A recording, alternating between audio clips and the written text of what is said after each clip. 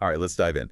Today, we're headed to Kathmandu, Nepal, but not the Kathmandu of today. We're going back, way back to the 60s and 70s. Ah, yeah, fascinating time. A real clash of, ancient traditions and Western counterculture. Exactly. Spiritual seekers mixing with vibrant music, a touch of magic, maybe even well, let's just say it was a unique atmosphere. And we're lucky enough to be joined by, well, our expert, who's an ancient history professor who's been studying this era for over 30 years. It's a pleasure to be here. Yeah, Kathmandu, it's more than just a place. It's like this incredible crossroads of history that drew these two, like, totally different groups together. Okay, so paint us a picture. Kathmandu in the 60s and 70s, what was it like? Well, it was a haven for those looking for something different, something alternative. They were drawn to, well, the low cost of living, welcoming locals, and, that mystical vibe. Right, right. But it wasn't just happening in a vacuum, was it? Weren't there some major events happening around the world that kind of pushed people in that direction? Oh, absolutely. You can't forget about the Vietnam War and the Civil Rights Movement. I mean, those really pushed a generation to question Western values and, look eastward. So they set off on this journey, both physically and philosophically, and many ended up in Kathmandu's Thamel neighborhood. Yeah, Thamel. It went from like this quiet little area to boom, the heart of the counterculture movement. Wow. And within Thamel, there was this street, Shokin told, You're right. nicknamed Freak Street. Exactly. Freak Street, it was like the symbolic meeting point, east meets west. Imagine the sights and sounds, incense, maybe something a little more herbal in the air, sitar melodies mixing with like Western folk music. It was a total sensory overload. This sounds incredible. And the music itself, it was Yeah, like its own blend, wasn't it? totally. We all know about George Harrison and his whole Eastern spirituality thing, but it went beyond him. Oh, yeah, for sure. But, like, how did his music and other Western artists actually affect the music scene in Kathmandu? Well, Harrison's exploration of Indian music and like philosophy, it really resonated with people who were like searching for something more. But in Kathmandu, his influence went beyond just like inspiration. What do you mean? Well, Western musicians, inspired by Harrison, started using elements of Nepali folk music in their own stuff. And then the local musicians, they were exposed to like new instruments and ideas. So they were all influencing each other. Exactly. It created this crazy fusion, blending, like psychedelic rock with traditional Nepali instruments like the sarangi and medal. That's so cool. And the fashion, too, right? It wasn't just the music that was mixing. Oh yeah, the fashion was wild. Imagine like flowing, colorful clothes, often handmade by, local artisans, but it was two-way street, right? So it wasn't just Westerners imposing their No, style. no, no. Hippies adopted Nepali customs too, Uh, participating in festivals, getting into local spiritual practices like yoga and meditation.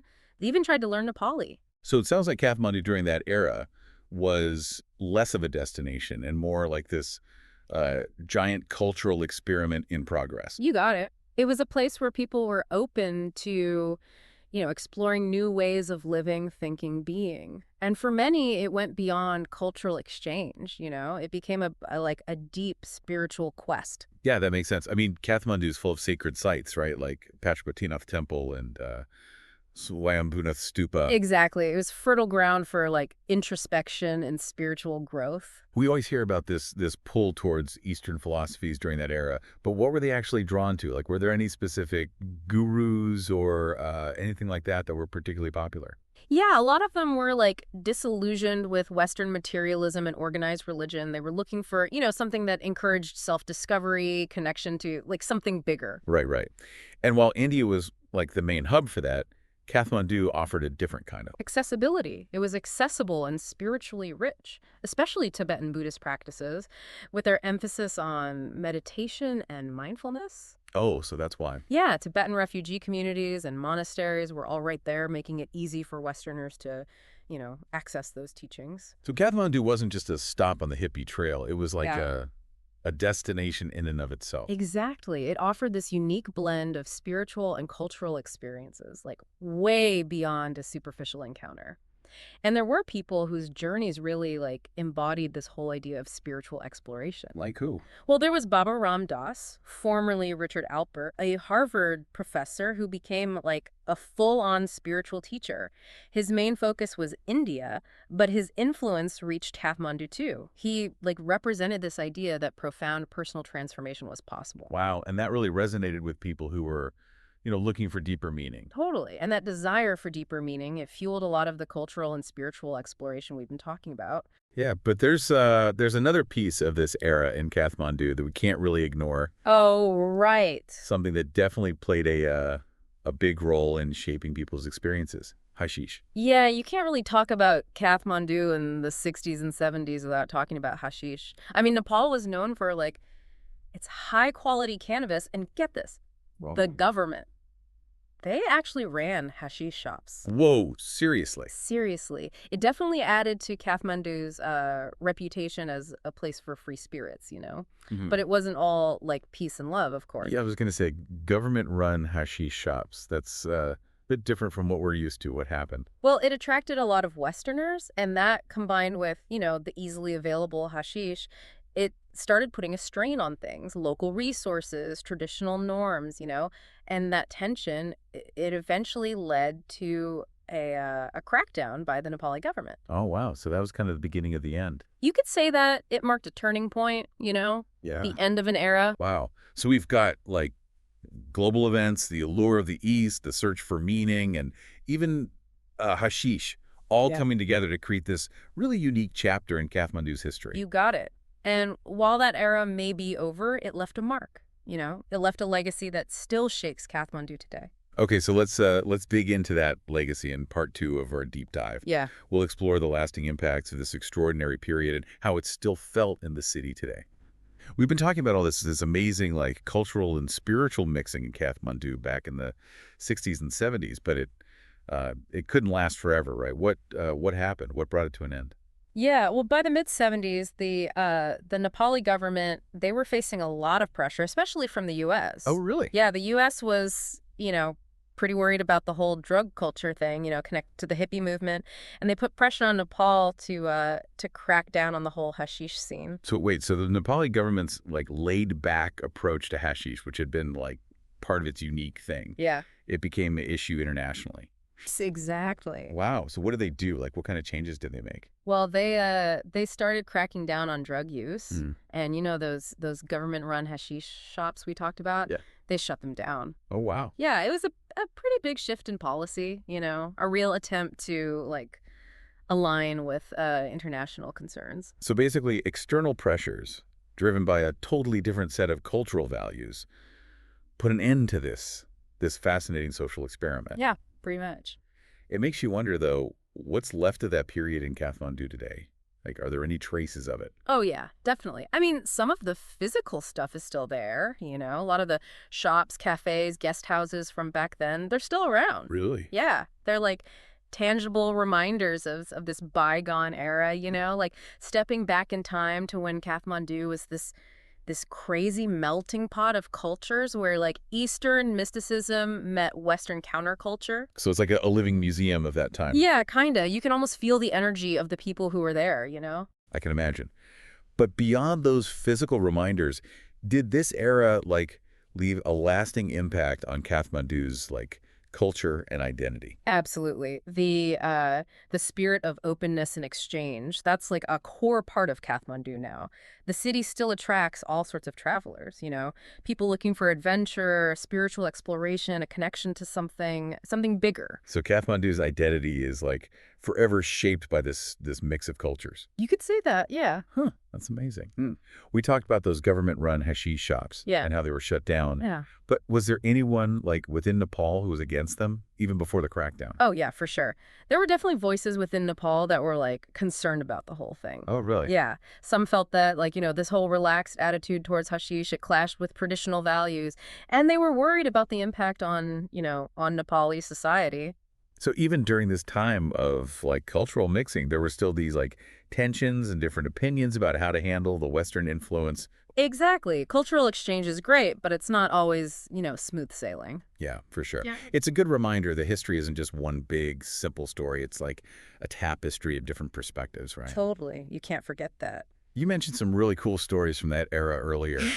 Can you tell us one that really captures the spirit of what we've been talking about? Well, there's this story about a group of hippies who, get this, they decided to go on a quest to find Shangri-La. Shangri-La, like the mythical place. Yeah, they were inspired by local legends and stories about this utopian society hidden away in the Himalayas. Wow. It really embodies the idealism and sense of adventure of that time. That's wild. It's amazing how that legend captured people's imaginations from such different backgrounds. So did they ever find it?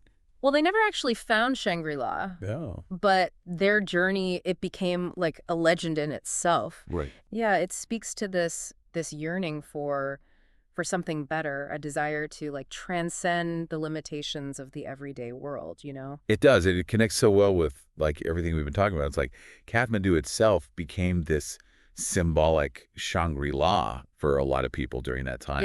Yeah, I see what you A mean. place where they could experiment with different ways of being, connect with something bigger than themselves, maybe even discover their own hidden utopia. I think you've hit the nail on the head there. The whole search for Shangri-La, it wasn't just about a physical place, right? It was about this deeper yearning for a more fulfilling way of life. And for a while, Kathmandu provided that space, that space to explore those yearnings. Yeah, exactly. That's beautifully put. It's not about a place; it's about a state of mind. Speaking of cool stories, what about that impromptu concert on Freak Street? Can you tell us more about that? Oh man, imagine this. Local musicians jamming with Western travelers, all these different musical styles, just blending together, creating this soundtrack that lasted for days. Wow, that's incredible. It sounds like a perfect snapshot of that era. The energy, the creativity, the genuine connection between people from totally different worlds. It really was something special. So what kind of music were we talking about? What instruments were involved in this musical fusion? Oh, it was a mix of everything. Sitars and tablas blending with Western guitars and drums. Oh, wow. Local musicians sharing their folk melodies and Westerners bringing in their, rock and folk influences. So it was a real melting pot of sound. Oh, yeah, a true melting pot. And the result was something completely new and captivating. It sounds like it. It sounds like this jam session really captures the essence of that era. It wasn't just about observing different cultures. It was about actually taking part in their fusion, creating something new and exciting. You got it. And that spirit of collaboration, that creative exploration, it went beyond just music. It was in art, fashion, even spiritual practices. It's amazing to think that something that happened decades ago can still have such a tangible presence, both physically and in the spirit of the city. Yeah, it's pretty incredible. So what do you think? What's the most enduring legacy of Kathmandu's hippie era? That's a good question. I'd say it's that spirit of openness and cultural exchange. The intensity of that era might have faded, but it left a real mark on Kathmandu. Yeah. The city still draws people from all over the world, people looking for adventure, spiritual growth, connection to something more. So even though that era is over, Yeah. its essence lives on. It really does. And it reminds us that even in a world that often feels so divided, we all share this basic desire for connection, for meaning, for something bigger than ourselves. Yeah, I like I that. think that's maybe the most important lesson we can take from this trip back in time. What a profound thought. It seems like we've reached the end of our deep dive into Kathmandu's hippie era. But before we wrap up, I have one last question for you. If you could hop in a time machine and go back to 1970s Kathmandu, what would you want to experience most?